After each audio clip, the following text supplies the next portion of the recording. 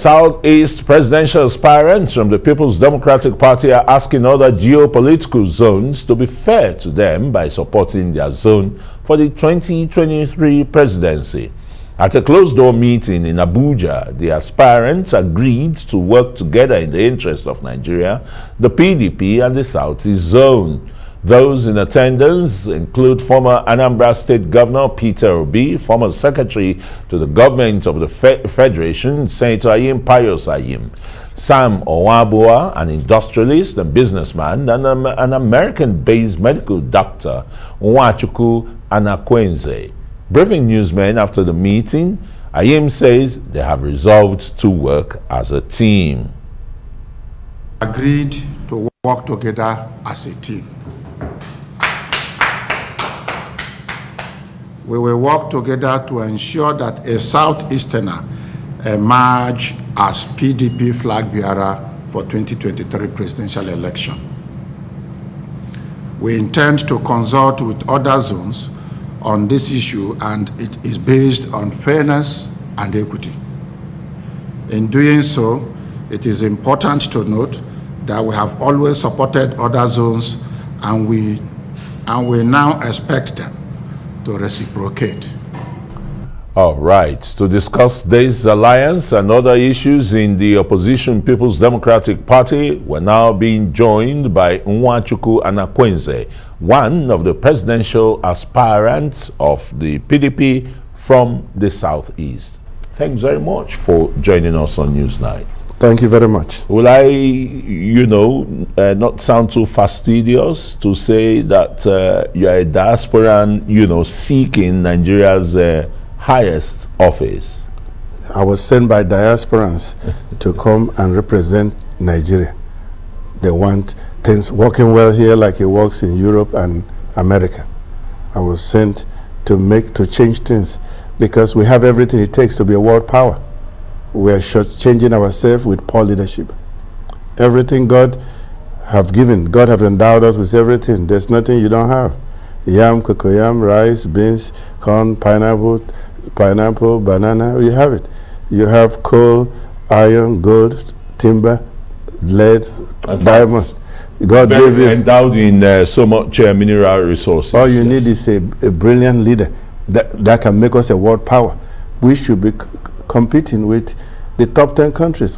If we have good leaders since independence, we should be fighting with France or Germany for who's going to be one or number 2 or 3. China in 1949 has independence. They are very poor, poorer than us, because they're disciplined. They put out their best mind. China is now shaking the world, producing everything. America is looking back and scared. Where is China? We should be like that. We have brilliant young people. Our people are very intelligent. They're very brilliant. They're very good in computer. There's nothing that makes us, we should be able to be making cars, planes, trains, preparing to go to the moon in the next 10 years. Our young people, we do it. That's what our focus emphasizes on. Bad leadership is the problem. We need to invest on the youth of this country so we can catch up with the rest of the world. If the followers are there with the statistics out, a lot of them are impoverished because of the problem of unemployment, because of the problem of inflation and the rest. What are those factors that you're going to put on the ground, to redress the situation, for example? Like I told you, Nigeria is very endowed. You need a brilliant leader that have experience with a lot of education to change things. It's like if you're playing a football and you're losing second half, you bring new plan, new coach. That's what we need to do. We need to start manufacturing things. We need to just stop buying and selling. We're able to make things, manufacture things, send it to Europe and America. We need to ship our agricultural products. Like Latin America ship things overnight to America. Banana, plantain, mango, you have a lot of it here. We need to make things, manufacture things, and sell to outside world. That's the only way you can get dollars and euro coming in. If you don't have dollars and euro coming from what you're selling, you're going to keep saying Naira is 1 to 600, 1 to 800, 1 to 1,000. You have to make things. We have to train our young people. So you're going to bolster the manufacturing sector, which seems to be tottering because of, the various economic crises that the nation, is facing.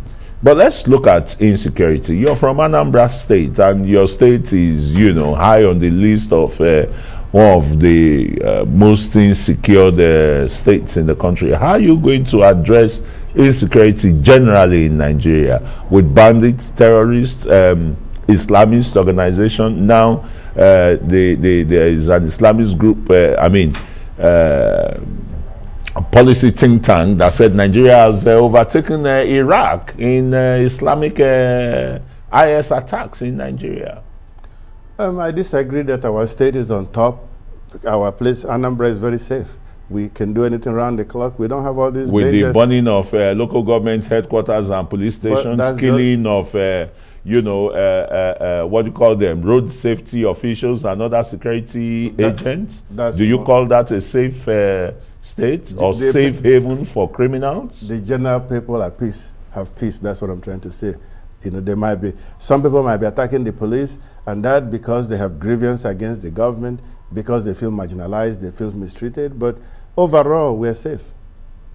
Yeah, talking about Nigeria, put it in a larger context now, because you're seeking the mandate of Nigerians. You have a presidential ambition. How are you going to redress the issue of insecurity that pervades the nooks and crannies of the country? If I take power within 6 months, we will have things totally changed. I'm not satisfied with you can't go from Abuja to Kano or Kaduna. I'm not satisfied with that. I will not tolerate that. It's done in other countries. If this generals can do it, you replace them. You bring in new people. We train people. We train new people. If the youths are doing youth service, 4 to 6 months of that should be military. So they are on reserve in case we need more people. We have to fight and we must defeat them. We cannot be terrorized or bandit. Boko Haram, we can defeat it. But you have to encourage the people. You have to encourage them, live their morals, and they can defend this country. This is a great country for all of us. With this country, the black people will have hope. Without this country, the black people don't have hope. We have the mind and brain. In America, our young people are top 5% of America. The same Igbo, Yoruba people. In America, they are top 5%. When they come here, then they are scraping the ground. We do very well. We have all the skills that it takes to be the best doctors, to be the best engineers. In America, we are carrying top 5%. In football in America, you have Igbo, Yoruba, and Benin boys playing. They're making 50 million each a year. When you have level playing field, Nigerians are on top. If you have a good leader, we will be one of the top 5 countries in this world, if we are serious for 10, 15 years. And now you're bringing your medical acumen to drive some of these dreams of yours, to a realization where you become the president of this country. But do you see the bridge as a bridge too long or too far, particularly in your party, the formidable opponents that you'll be facing? Take, for example, former Vice President Atiku Abubakar, Governor of Rivers State, Nyesom Wike, Aminu Tambuwal, and a host of others. You have former President of the Senate there, Bukola Saraki, quite a host of others. Are you intimidated? I'm not intimidated. I'm more educated than all of them. I have run business. I have American company that hires 4,000 medical doctors since 1993. I'm the chairman CEO. Most of them are white people and Chinese and Asians. I did it. I took bank loan. I put a company together. It's working. It's not comparing me to people who run for office and they win and then they're using government money. It's different than you go use your own brain and talent and put it together.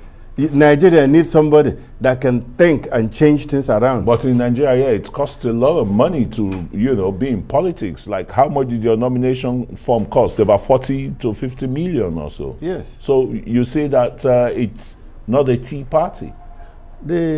I was sent here by diaspora. Mostly the Yoruba and Igbo doctors, they sponsored me. But they don't have voting rights. That's another problem. But we have enough voting people. I've gone around the country and I have support of the people. You know, we have support of the middle belt groups, the Afenifere groups, South-South group, we do. And then we're going to the North, we're talking to them, and they're interested in our message. They want change. I'm the one that can help the Northern people with agriculture. Right now, it's all laying on the road and the street. I can help them cargo it, ship it to Europe every morning, to America. And then they're selling their goods. I'm the one that can help them with their animals and nama to make it worldwide. And we can use the skin of the nama to make shoes, purse, leather. Of course, most of the hides and skin from Nigeria in Morocco, where they, you know, return and ship all over the world and the rest. All those things needs to be done in Nigeria. That's what I'm telling you. If I come, everything will be made, manufactured here, and we ship it out. You mentioned healthcare briefly. Can I tell you about that? Go on, please. Regarding healthcare, I've been a doctor for about 35 years. I run one of the biggest medical organizations in America with 4,000 doctors. It's a shame that Nigerians have to live here to go receive good care in London and medical India. tourism. Yeah, it's a disgrace. Our doctors are very intelligent. You have 10,000 Nigerian doctors in America and Europe alone. They just because of the corruption that they don't come back. If you change the equation, they will come back. They are one of the best trained doctors that went to Harvard and Yale, the top medical schools in this world. They sponsored me. If somebody like me come back, they will all come back to serve. And we can bring American doctors to come and train our doctors here. We need to bring equipment. I will equip at least each zone with major type of American medical system, where you can do brain surgery, eye surgeries, ear, nose, throat, stomach, orthopedic, all the things you go out for, we can do it here. We can train the people here locally. We can train the local doctors. Your emphasis seems to be on tertiary health care, but a lot of people will say the primary health care is, you know, best right now for the country to address the shortfall in Nigeria's medical situation. I'm a primary care doctor, so that's where it starts. But why are people going overseas? They're going overseas, they're leaving Nigeria for tertiary care. I'm saying that I run 500 primary care sites in America. We can improve our primary care centers, but where people are living for surgery, eyes, nose, throat, cancer, that's what I'm saying. We can bring that here to add to the primary care health system. All right, thanks so very much, Dr. NWACHUKWU Anakwenze is a PDP presidential candidate and being supported by the aspirants, you said. Thank you. Wish you all the best of luck with your campaign. Thank you.